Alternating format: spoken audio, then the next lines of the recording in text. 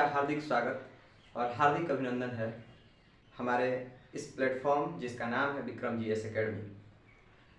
हम लोगों ने तय किया है कि जो भी कॉम्पिटिटिव परीक्षाओं में जो इम्पोर्टेंट टॉपिक्स हैं उन पे एक सरसरी निगाह डाली जाए और उस पे एक व्यापक समझ स्थापित की जाए, एक व्यापक समझ को लोगों के सामने रखा जाए।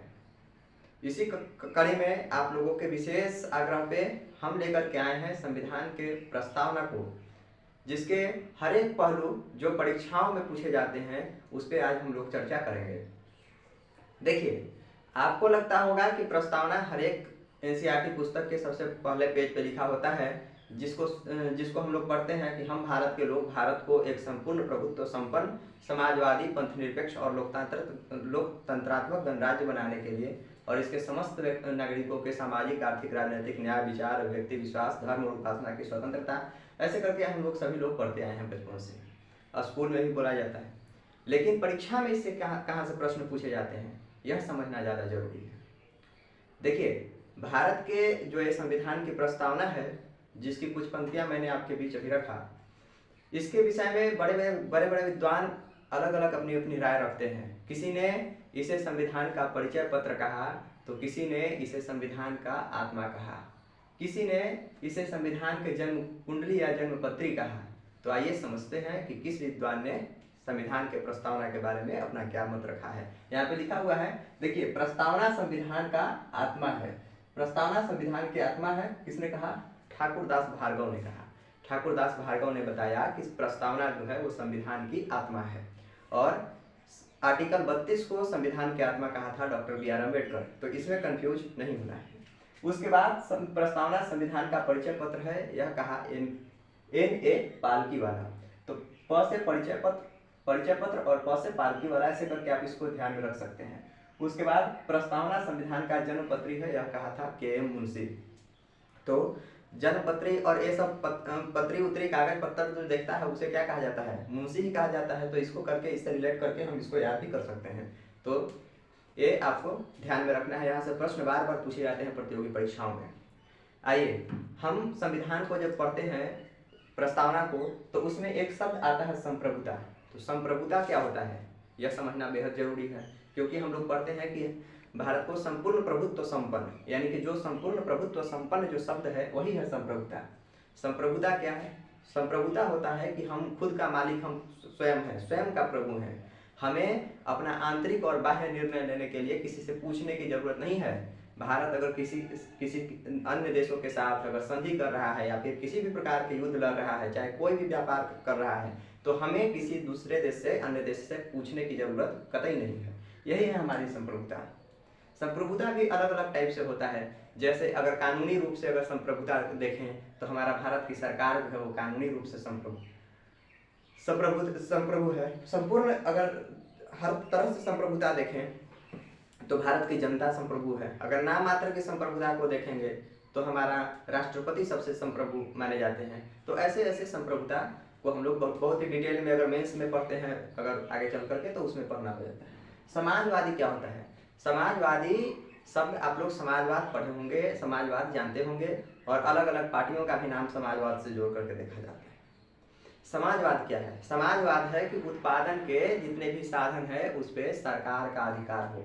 उस पर किसका अधिकार हो? सरकार का। तो वैसे स्थिति में जो देश है या जो पद्धति है उस पद्धति को समाजवादी या समाजवाद कहते हैं, और उसे अपनाने वाले और उसे मानने वाले को समाजवादी कहते हैं। तो भारत के संविधान के प्रस्तावना में समाजवादी शब्द बाद में जोड़ा गया था, जिसके बारे में हम लोग चर्चा करेंगे। धर्मनिरपेक्ष क्या होता है?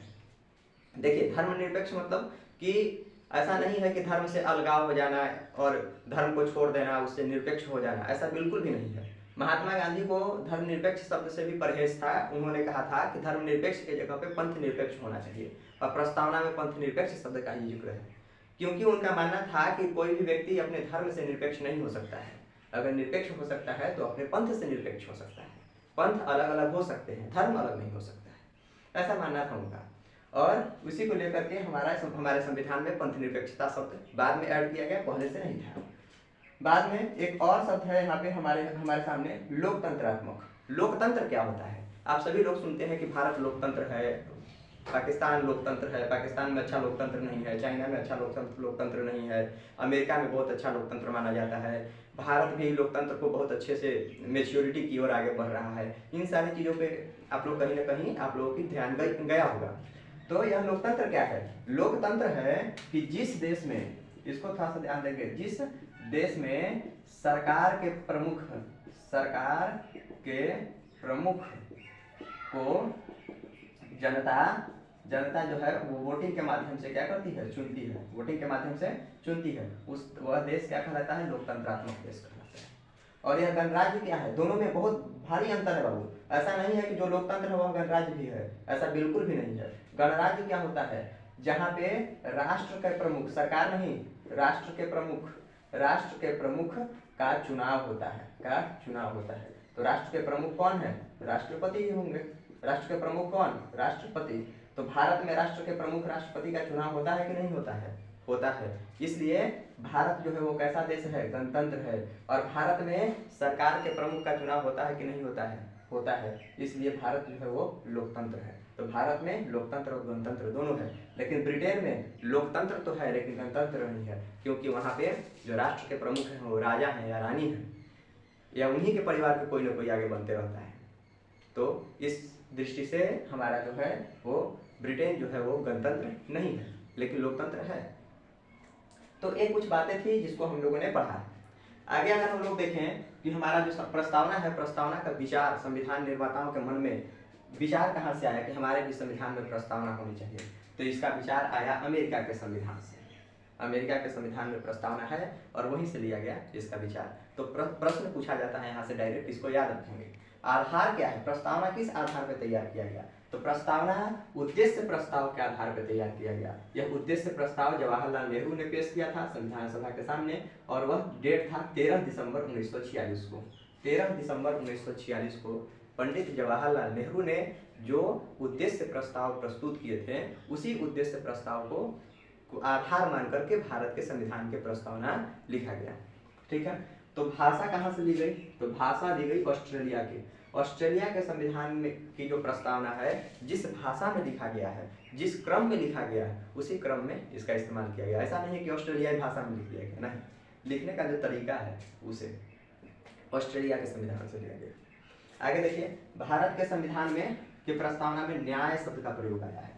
हम भारत के लोग भारत को संपूर्ण प्रभुत्व संपन्न समाजवादी धर्मनिरपेक्ष लोकतंत्रात्मक गणराज्य बनाने के लिए तथा इसके समस्त नागरिकों को सामाजिक, आर्थिक और राजनीतिक न्याय, तो कितने प्रकार के न्याय? सामाजिक, आर्थिक और राजनीतिक न्याय, 3 प्रकार के न्याय की बात की गई है भारत के संविधान की प्रस्तावना में। क्वेश्चन सीधा पूछा जाता है कि निम्नलिखित में से कौन भारत के संविधान, निम्नलिखित में से कौन सा न्याय भारत के संविधान के प्रस्तावना में नहीं है? तो सामाजिक, आर्थिक, राजनीतिक रहेगा, धार्मिक न्याय चाहे कुछ और अलग रहेगा जो नहीं होगा। तो सामाजिक न्याय की बात की गई है, आर्थिक न्याय की बात की गई है और राजनीतिक न्याय की बात की गई है। अगर सामाजिक न्याय के अगर आर्टिकल देखें भारत के संविधान में तो 38, 39, 41, 42, 46, 47 है, जो कि आगे हम लोग पढ़ेंगे बड़े डिटेल में। इसकी यहाँ पे कोई आवश्यकता नहीं है, मैंने लिख दिया है, आप देखेंगे। उसके बाद हम देखेंगे कि स्वतंत्रता, भारत के संविधान के प्रस्तावना में स्वतंत्रता की बात की गई है, तो की गई है विचार, अभिव्यक्ति, विश्वास, धर्म, उपासना की स्वतंत्रता। 5 प्रकार की स्वतंत्रता की बात की गई है भारत के संविधान के प्रस्तावना में। अगर संविधान को पढ़ेंगे तो वहाँ देखेंगे कि 6 प्रकार की स्वतंत्रता है, लेकिन प्रस्तावना में 5 प्रकार की स्वतंत्रता है। विचार, अभिव्यक्ति, विश्वास, धर्म और उपासना की स्वतंत्रता। तो इसको भी ध्यान में रखेंगे। विचार और अभिव्यक्ति की स्वतंत्रता आर्टिकल 19 के तहत पढ़ते हैं, और धर्म की स्वतंत्रता जो है, धार्मिक स्वतंत्रता 25 से 28 आर्टिकल में हम लोग देखते हैं। उसके बाद हम लोग देखेंगे कि न्याय शब्द कहाँ से आया भारत के संविधान के प्रस्तावना में? तो रूस की क्रांति से आया। रूस की क्रांति आप लोग पढ़े होंगे, और नहीं पढ़े होंगे तो उस पर बात की जाएगी आगे चल करके। तो इतनी सी बात है भारत के संविधान के प्रस्तावना से, और इसको ध्यान में रखना होगा। देखिए, धर्मनिरपेक्ष में एक और बात पूछी जाती है कि धर्मनिरपेक्ष का तात्पर्य क्या है? राज्य को कोई धर्म से मतलब है कि नहीं है? तो ऐसा नहीं है कि राज्य को धर्म से मतलब नहीं है। राज्य धर्म से निरपेक्ष नहीं हो सकता है। राज्य सभी धर्म को बराबर मानेगा, ऐसा है धर्मनिरपेक्ष का मतलब। धर्म से कोई मतलब ही नहीं है, ऐसा बिल्कुल भी नहीं हो सकता है। स्टेट को धर्म से कोई मतलब नहीं हो, ऐसा नहीं है धर्मनिरपेक्षता का मतलब। धर्मनिरपेक्षता का मतलब है कि स्टेट जो है वो सभी धर्मों को बराबर एक समान दृष्टि से देखेगा। तो यहाँ पे हम लोगों ने प्रस्तावना पे बड़े ही डिटेल से चर्चा किया। उम्मीद यहाँ पे रहेगा कि आप लोगों का जो नॉर्मल सा क्वेश्चन रहेगा उस पर आप लोग इसको देख करके, इसको समझ करके आप बना सकते हैं। सारे तथ्यों को इसमें एक छोटे से टाइम पीरियड में समेटने का प्रयास किया गया है। जय हिंद।